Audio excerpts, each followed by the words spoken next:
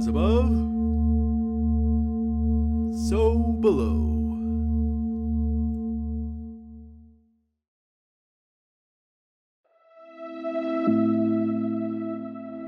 Welcome to Connecting with Coincidence. I am your host, Bernard Beitman. I'm a psychiatrist and I study meaningful coincidences. Our guest today is going to be confronting some very interesting problems for us, for those of us on a spiritual path. Some questions that I've had that some of you probably have, and maybe we'll get some clarity about some difficult situations we are facing in this world and have for a long time. First of all, what is spirituality? And Pierre's book, The Gentle Art of Spiritual Discernment, addresses spirituality from various perspectives, but emphasizes you have to be on your own path. And that's why the word discernment is in there. So what is spirituality? The person who did the introduction to this book defines spirituality about escaping life, not about escaping life. It's not trying to get to some other place, although we can keep contact with that other place. It's about removing the barriers to the abundant feelings of love and connections we are born with. That's a simple, clear definition, and I think we'll get to some more of those as Pierre and I talk today. Well, Pierre has also declared in the preface something that's very important to be said over and over again. For thousands of years, religion has held the monopoly on spirituality, and has dictated the lifestyles of adherents down to the smallest details, which has, in some cases, imprisoned us in a shackle of forbidden behavior and stripped life of the slightest residue of joy. Consequently, many people in the West are leaving religions. Exactly.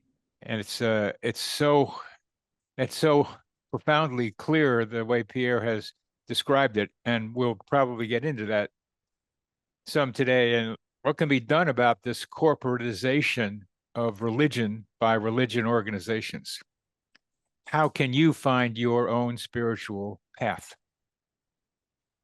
Well, Pierre is going to, and has for many years, address the challenges of trying to make a better world in this place, a world where human beings can interact with respect and compassion for each other and begin to tap into the power of love that seems to be all around us and in us, seeking expression.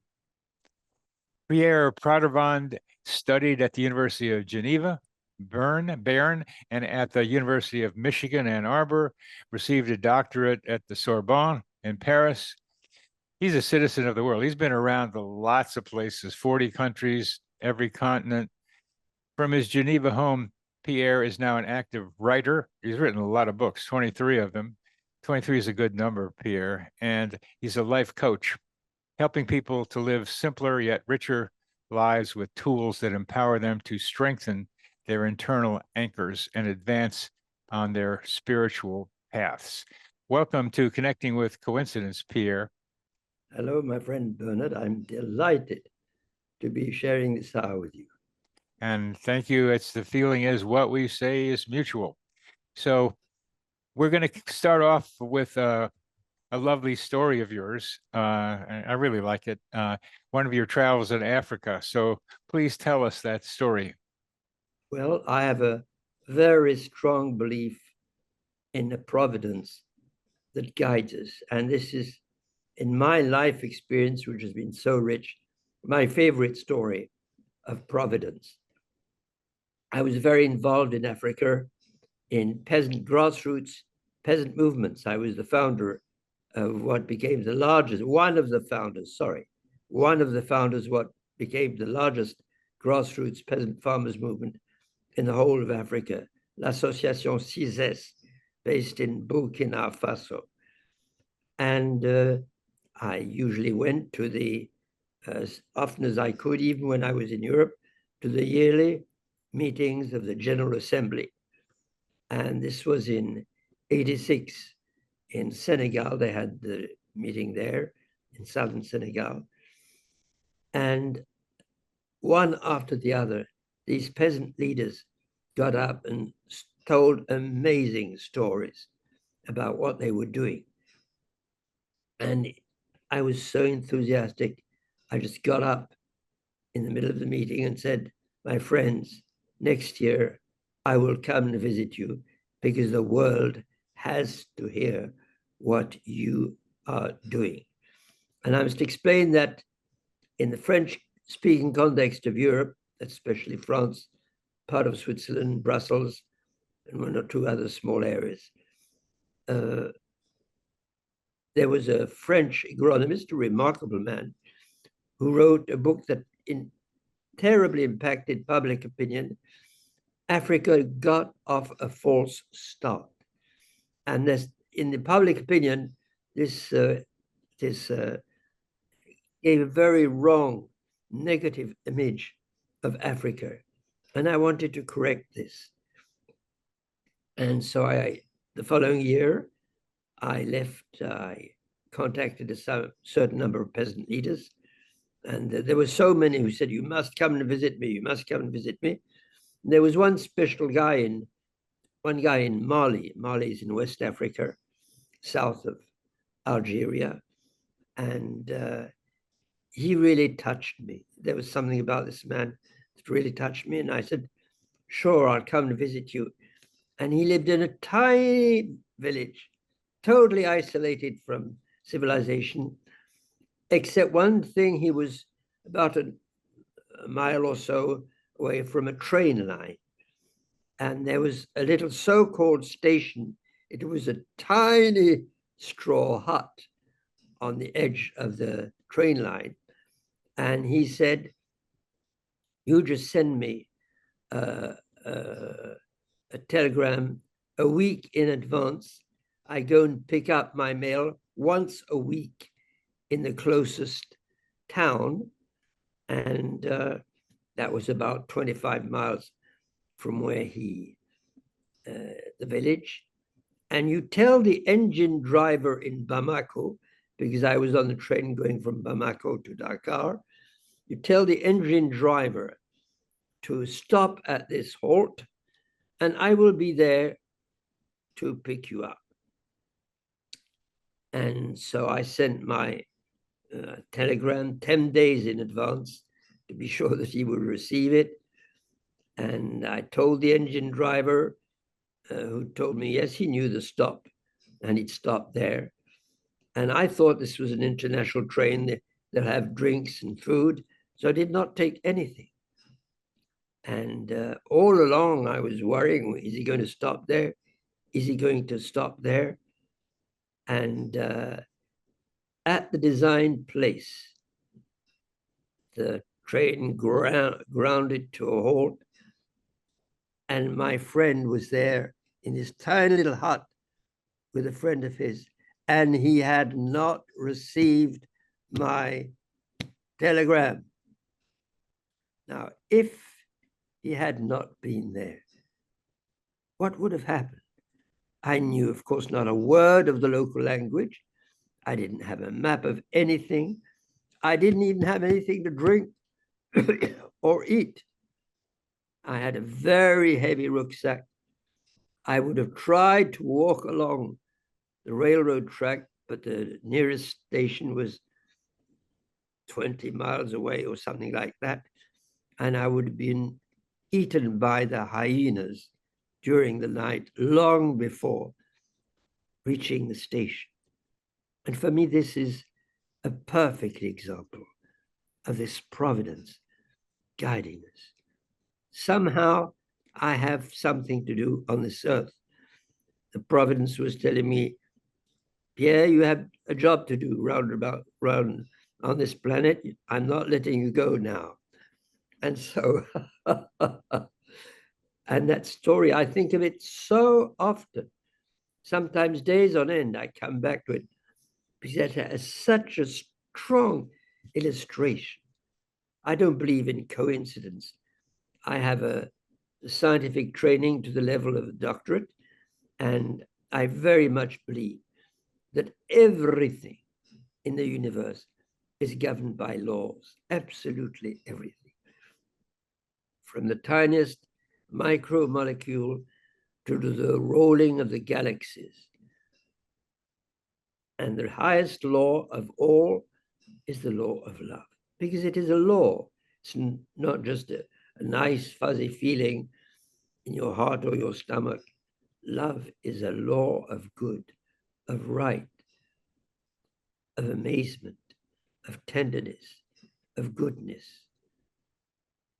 And I believe this law decided Pierre still has a lot of work to do. And certainly that was at least 35 years ago. I have a lot of work to do, I know. Would you please elaborate on love? Well, again, I will take a lived example. I don't like theory, even though I studied 2 years theology and was many years in university. It's all too much on an abstract level. I'll give another example. I was coming back from one of these grassroots peasant farmers meeting in Africa. And the meeting was in Burkina Faso. And I was on the plane. It was a company that's disappeared now, UTA, Union des Transports Aériens, a French company. And I was meditating, studying, because I had a nasty case of dysentery. And at that time, I healed myself purely by spiritual means.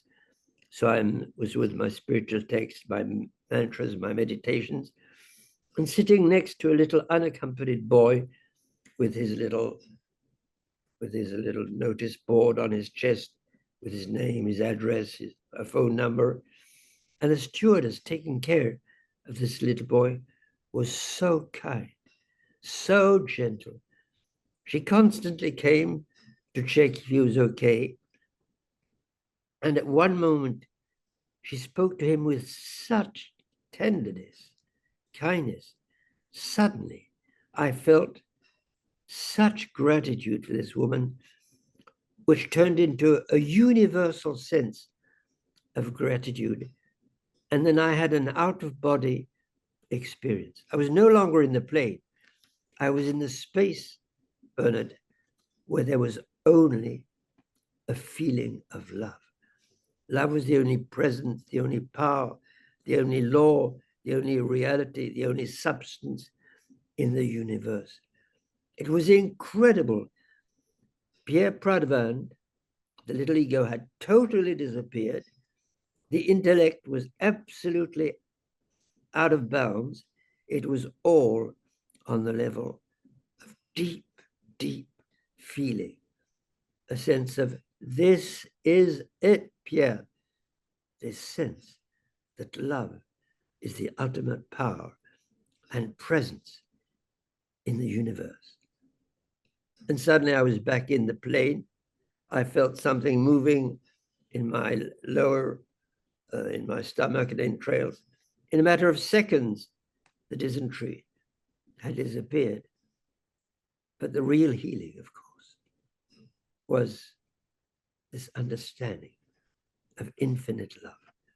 I've had 3 mystical experiences in my life.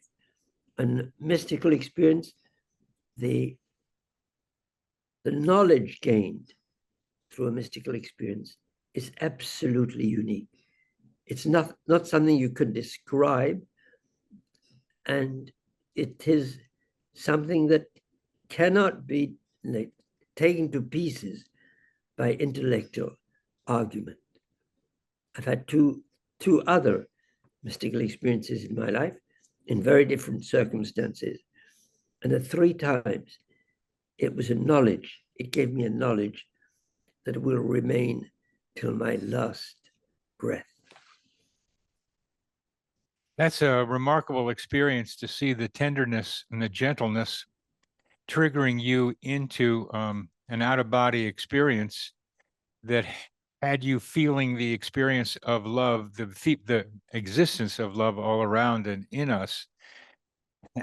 It's no small thing that your dysentery was cleared up too. The biggest thing was the experience of love. I really understand that pretty well.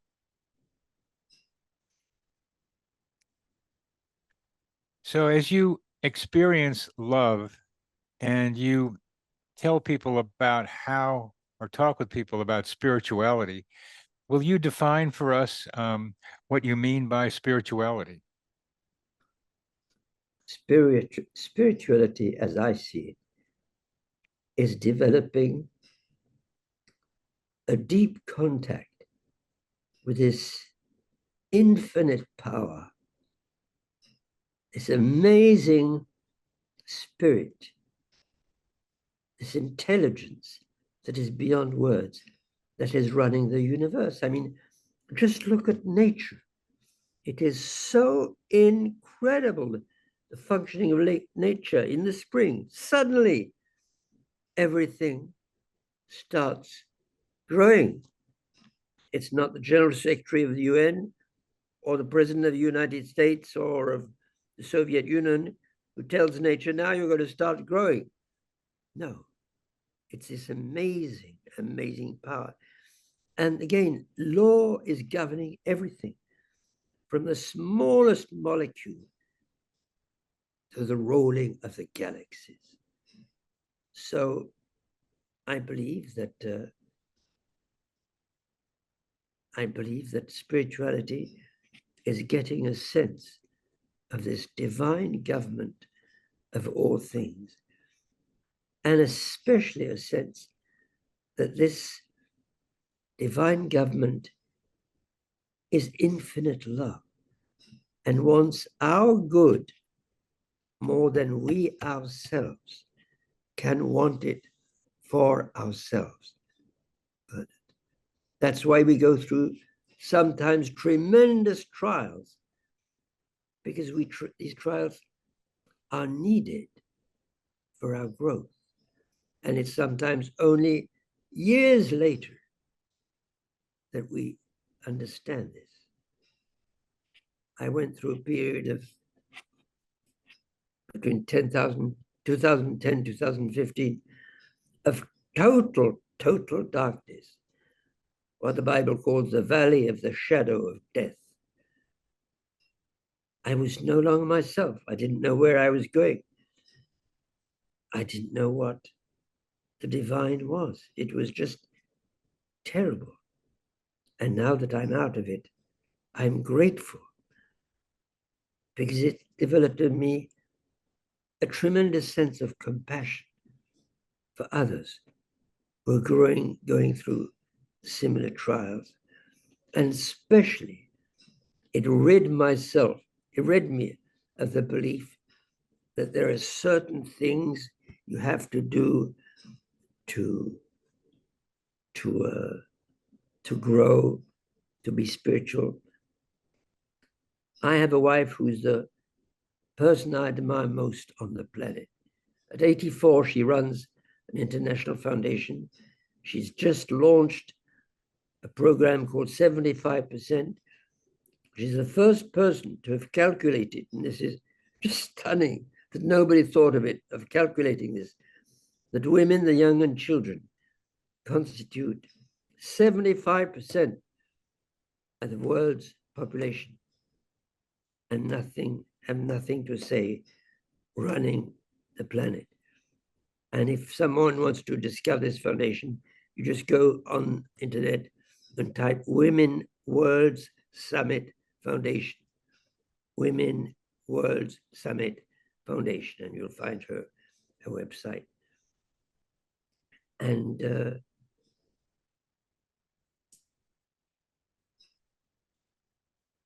And she has done yes, that she's created that as a response to what's going on in the world. Yes, absolutely. And what's going on in the world, I wonder about what the upheaval in this world. I assume from what you're saying for individuals also applies to humanity. that humanity course. must go through the same upheaval. Of course. But I wanted to finish speaking about Elian. She's 84. She works about, I'd say, at least 50, 55 hours a week. And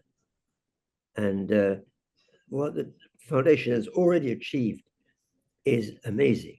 So I'm so grateful to have somebody like that who inspires me. Now, when we met about almost 40 years ago, she was on a very spiritual path. She was far ahead of me, but I was so ensconced and captive of my own spiritual path that I insisted that if we marry, she would come onto my spiritual path. And that was terrible, just terrible. That was at that time my highest level of consciousness. And today I have forgiven myself, because that's one of the main discoveries I've made spiritually in recent years, is that each one is at every single moment at their highest level of consciousness. I've started writing a book called Living Without Judgment. And that is the key to living without judgment. It's entirely possible. I think I'm practically there. I live without judging, and including people like Vladimir Putin. Once I was in my silent time, I take a long moment every morning, usually between 1 and 2 hours, to establish my day spiritually. And one day I was just listening, and this voice said, "Love Putin." It had never happened to me in my life, and it was an order, and it took me at least 2 weeks to love, to feel a feeling of love for this man, and to talk to him in the second person singular, which is the French familiar form of language, and call him my brother. And still today, I have the same warmth and feeling of love. And this is something not many people understand. But unless you've been through a deep spiritual experience, it is difficult to understand.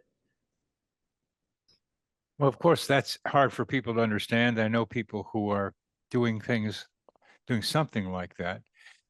What do you think the voice was trying to help you accomplish by calling Putin your brother?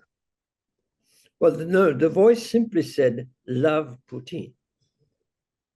It's later that I developed the sense of brotherhood, but it was getting me off my butts, if I can dare say that, and getting me to advance spiritually, because I had to work for 2 weeks spiritually, intensely, to get to that point of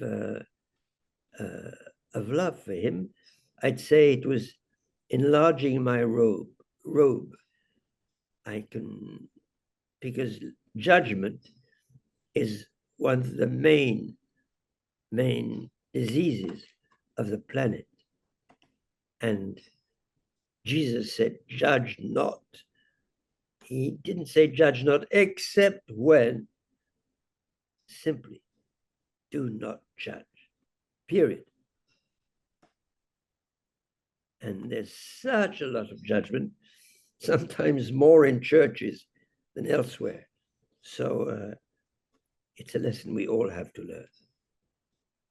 Well, absolutely, more judgment in churches than lots of places. The idea of not judging Putin is, of course, very distant from people in Ukraine and many of us in the United States, and other people who have been harmed, including people in Russia, by some of his policies. And how does what you have gotten to be able to do through a lot of spiritual work. How does that help humanity? I think no one, Bernard, can measure the impact of a sincere, dedicated spiritual work on humanity. Maybe the work that you do, or someone in Alaska does, in the quiet of their chamber, will prevent a poor woman in a shanty town in Bangladesh from giving up all hope. It will maybe prevent a student in a university from committing suicide. We don't know. But I wrote a book on 365 blessings to heal myself and the world.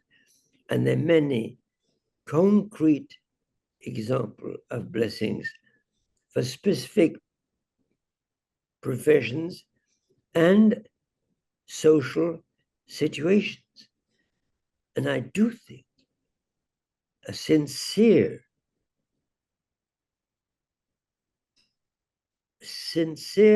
spiritual, I put the term work between quotes, but it's not really work. It's a form of spiritual concentration, can help people in ways we just can't imagine. So it's pretty much a belief you have in your heart, and Yes. somehow you believe it so firmly that you know without knowing how or even whom somebody has helped. Now, when you mentioned Bangladesh, uh, I'd like to tell you a story about Bangladesh. I went to a village called Matlab, up the Brahmaputra River, a couple of boat rides to get to it. It was a cholera research laboratory village. And I was in a tea hut when a teacher in this small village came up to me and said, "Why am I here? In America, the streets are paved with gold. Why am I in this village?" I was a medical. What would you have said to him? Well, first I would have told him the streets are not paved with gold in America. I did. There's a great poverty in America. People think the same thing of Switzerland, that the streets are paved with gold. And even in Switzerland, we have a considerable percentage of the population which lives in dire poverty. It's a fact of life in probably every single country on the planet. And people in the third world have such an erroneous image of the West, especially in Africa, where I lived for 12 years. The United Nations has calculated that in the coming years, 30 million Africans would attempt to come to Europe. Are we going to welcome them with open arms or with machine guns? At the moment, we seem closer to welcoming them with machine guns than open arms. And yet, the West, and especially the United States, have such a huge debt towards Africa. I think of the slave trade. It is estimated that, this is a conservative estimate, 10 million Africans were taken to the Americas, that includes Brazil and other areas, not only the States, by the slave trade. And even aristocratic families in Switzerland took part in this slave trade.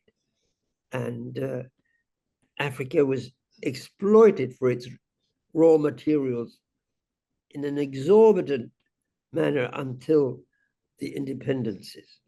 And even that has not stopped. So there is a lot to do. And we have a huge debt huge debt towards Africa on both sides of the Atlantic, and are we ready to pay it? That's a big question mark. All right. That's so very important for you to be clear to our audience about, and I thank you for that. One of your other ideas, which I think is so important, is if traditional religions are on the way out, what will replace them? Bernard, I think more and more individual forms of spirituality are going to crop up, and maybe new forms of organized spirituality, but not along the often harsh theological lines of our present, usually Christian churches in the West. And one has to go back centuries when I think of Calvin, who was the founder of the Reformed or Presbyterian religion in the 16th century. He organized the life of citizens in Geneva. And I would almost say a merciless manner. Life, and it was not only in Geneva, in many other cities too, but the life of people was, you know, what they could eat, what they could say, how they could dress. All these things were organized and dictated to the smallest detail. And that was the level of humanity's consciousness at that time. Now we are at another level, and we have, of course, gone far, far too far in the other extreme. You know, I see sometimes young women in Geneva in summer. I wonder if they're walking around in the center of town in their underwear, or if they have real skirts on. And it doesn't shock me as much as it saddens me, because we have lost a sense of proportion. There's an American writer, Byron Katie. She's a trainer who's written quite a few books, and one of them, the persons I admire most in the US. And she said close to 40 years ago, and this is so true, I believe, that the main problem of the world today is not hunger or wars or inequities or whatever. The main problem in the world today is confusion. And that is so, so true. You see, for the first time, we are faced, thanks to the dissemination of books everywhere in the press, and now especially since the invention of internet, with a mass of information which is so often contradictory. For instance, take COVID.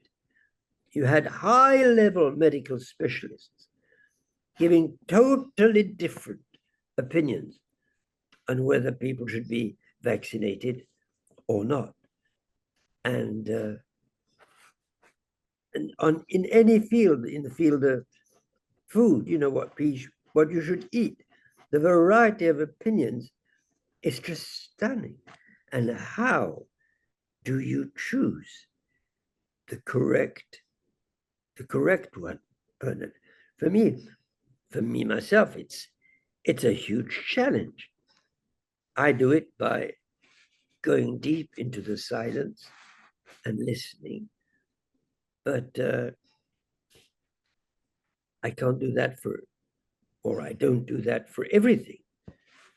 So confusion for me is the number one problem of the world today. And I've lived very close to poverty. In Senegal, I lived for 5 years between two shanty towns, the kids of which rummaged in my garbage can for whatever they could recuperate.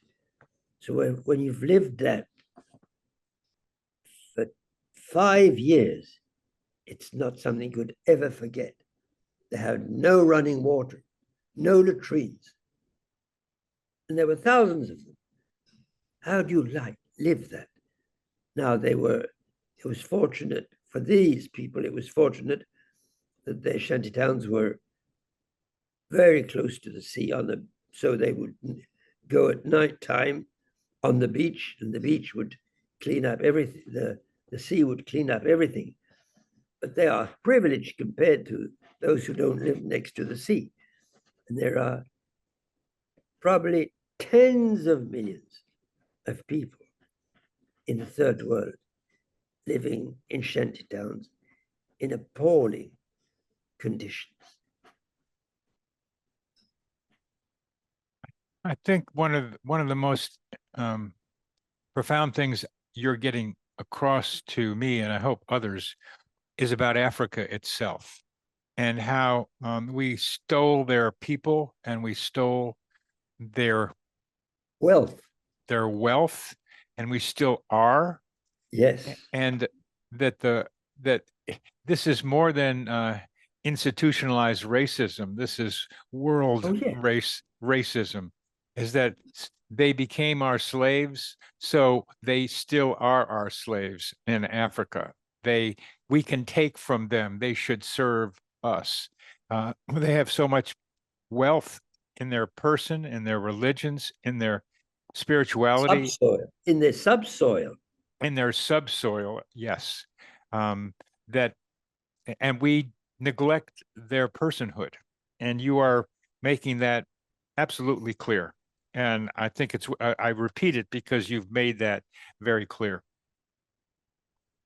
I have, again, back to another question I raised a little earlier, that you mentioned how trouble, pain, turmoil, challenges, grief, the negative things that happen in life are part of helping us grow spiritually. And I suggested that maybe that applies to humanity itself now. And I ask you to comment on that, please. Yes, absolutely. I mean, every major challenge is a call to humanity to grow and to see that they have to find other solutions. For instance, every day, humanity spends every day $5 billion on weapons, $5 billion on weapons. This is totally inconceivable. This is such a huge, huge waste. But here I think one important thing is to realize that this is in great part, because the world is run by men. In Muslim Algeria, I became a convinced and militant feminist, and I've remained so ever since. If the world was run by women, instead of so often cranky old politicians, I think we'd have a completely different world. We'd certainly not be spending $5 billion every day on weapons in a world where 800 million go to bed hungry every evening. I'm so aware, and so is my dear, dear wife, when we don't live in the same apartment, but we meet constantly, and our discussions are nearly only about the world, because the world needs healing, deep, deep healing. That's the number one need of the world today. It's deep healing in all areas.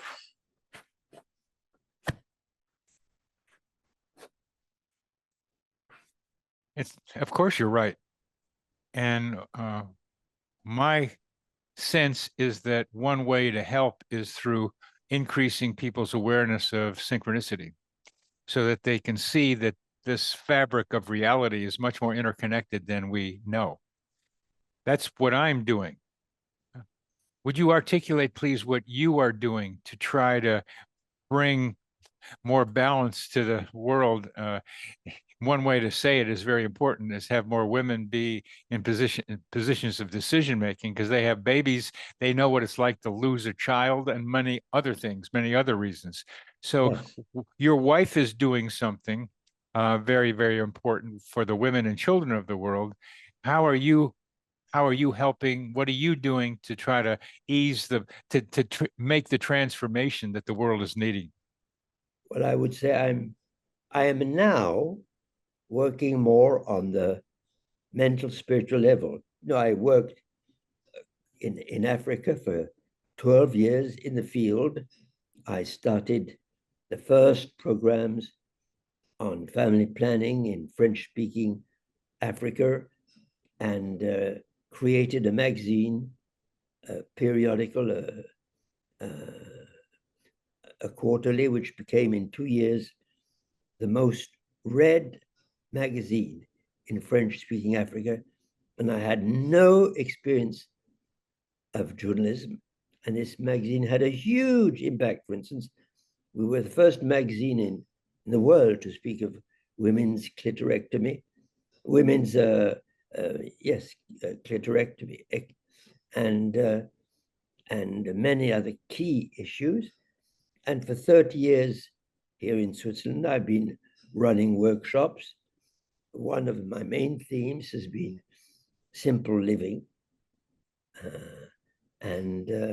because we need absolutely, if the world wants to survive, or let's say our civilization, the planet will always survive, with or without us. But if we want our civilization to survive, we have to drastically decrease our level of consumption. So I, for 30 years, organized workshops on a series of themes, including learning to love yourself, not feeling a victim, but also simple living. And I've published books on this theme. And now at 85, I decided to stop my workshops, but I still have 17 to 18-hour days, because there's such a lot to do.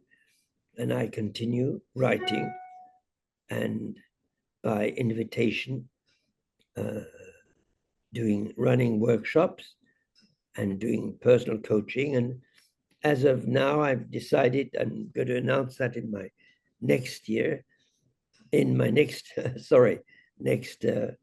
circular letter, that I will completely change my way of asking for payment. Instead of giving a fixed fee for coaching or running workshop, I will let people decide what they feel it's worth.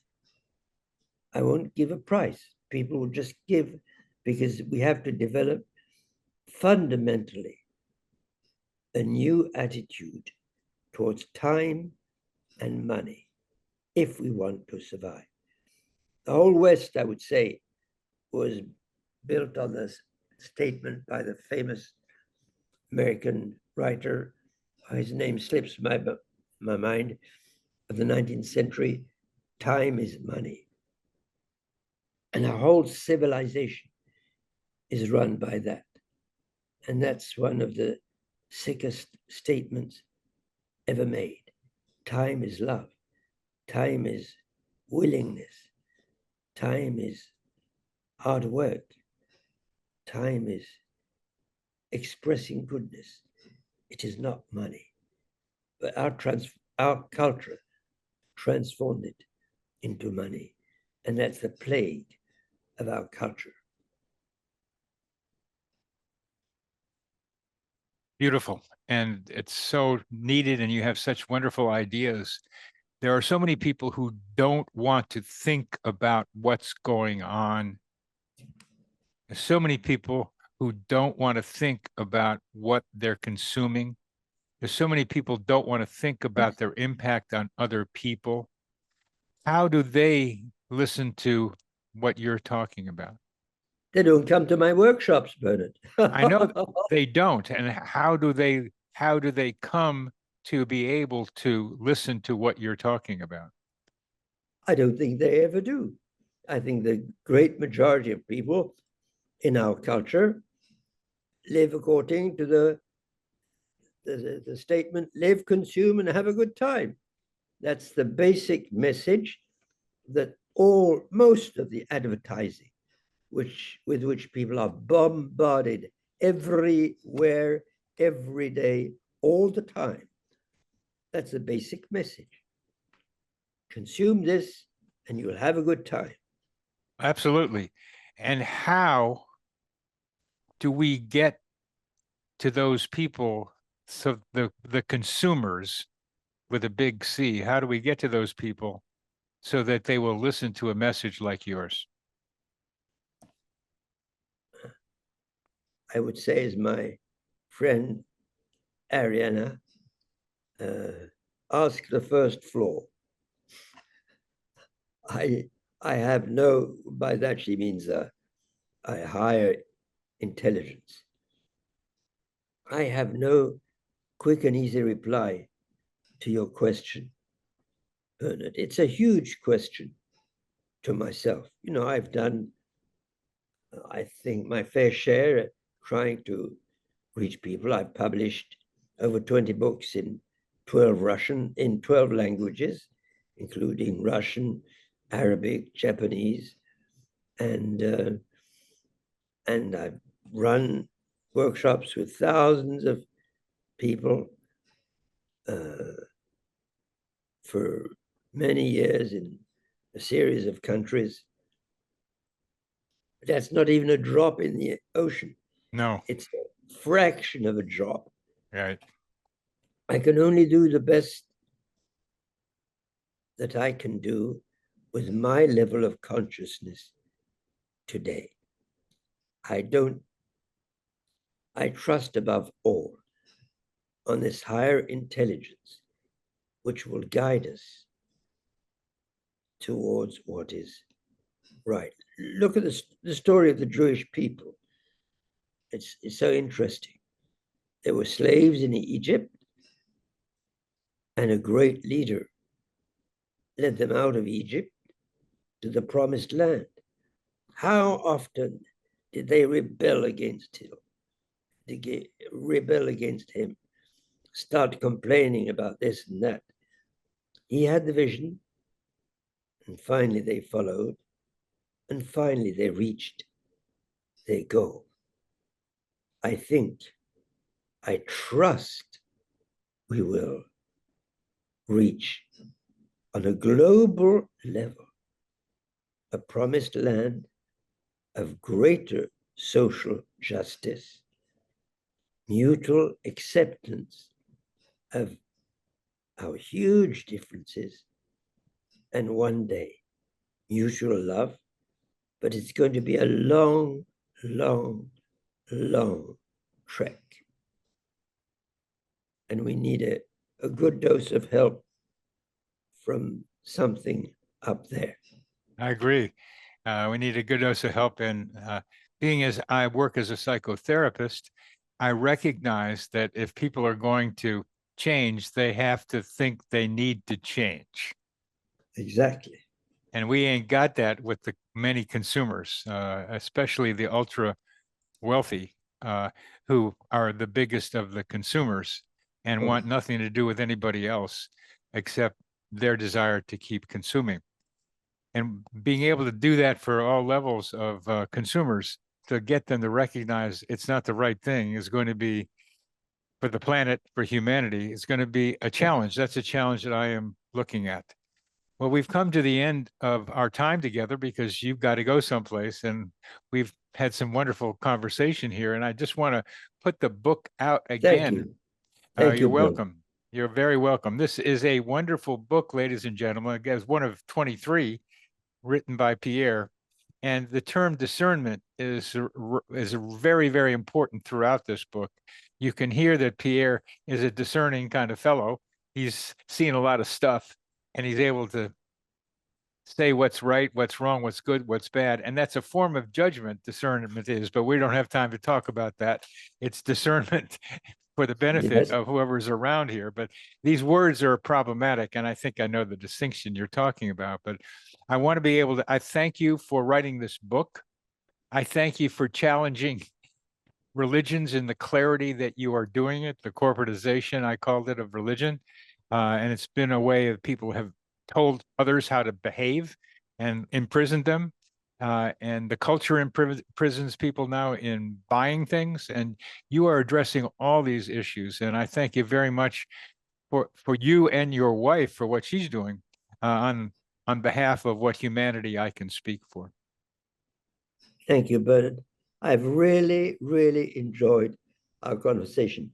I have many such Zooms with people who want to interview me, but ours is one I've especially enjoyed.